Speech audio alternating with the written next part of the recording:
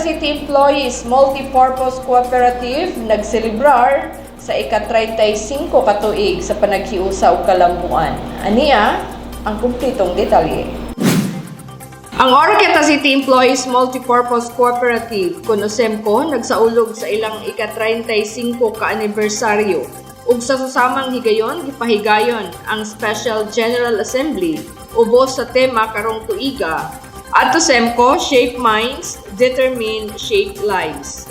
Ang kalihukan sa paghandom sa ika-35 katuig sa panaghiusa ug pag-uswag ni adtong Agosto 14, 2024 dito sa covered court sa Villaflor, Oroqueta City.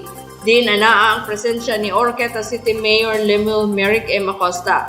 Ang selebrasyon sa anibersaryo nagsilbi nga testamento sa malungtaron nga pasalig sa kooperatiba sa pagpalambo sa panaghiusa ug pag-uswag sa mga miyembro nga mga empleyado sa local government unit sa Oroqueta City.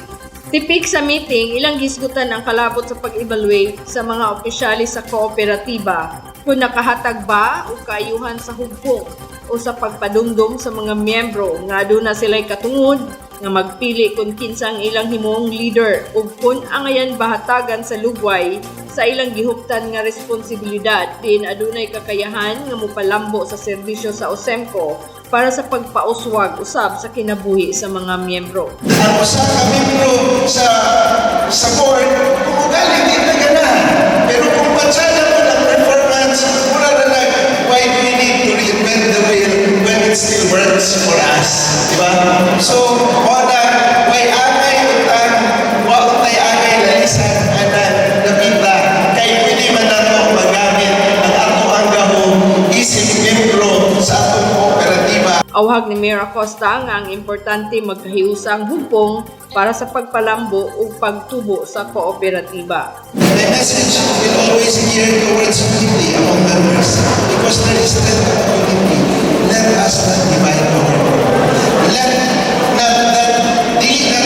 mga gantay issues sa samanitin be a hindrance to the growth of our dear OSEMCO. Sa mensahe nga gipaabot ni Mayor Acosta sa tanang miyembro ug opisyalis sa OSEMCO sa maong higayon, nagbase kini sa tema nga at OSEMCO Shape Minds, Determine Shape Lives. Pasabot nga kinahanglan nga tudluan nato una ang atong hunahuna nga makaya nato abton kung unsa man ang atong gipangandoy sa kinabuhi aron mahatagan na daan og direksyon ang padulngan para sa katumanan sa mga damgo. Want to succeed, it's purely mindset.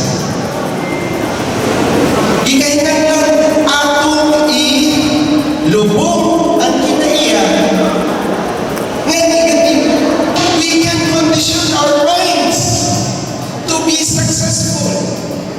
Ang pagselebrar sa anibersaryo sa OSEMCO naghatag kini og pagpasidungog sa milestone ug pagpamalandong sa mahinungdanong kontribusyon sa kooperatiba sa milabay nga tulo ug tunga ka dekada. Ang tema nga sa OSEMCO Shape Minds, Determine Shape Lives nagpasiugda sa dedikasyon sa kooperatiba sa paghatag gahom ug pag-umol sa kinabuhi pinaagi sa pagtudlo nga mahimong positibo sa tanang butang para sa kalambuan.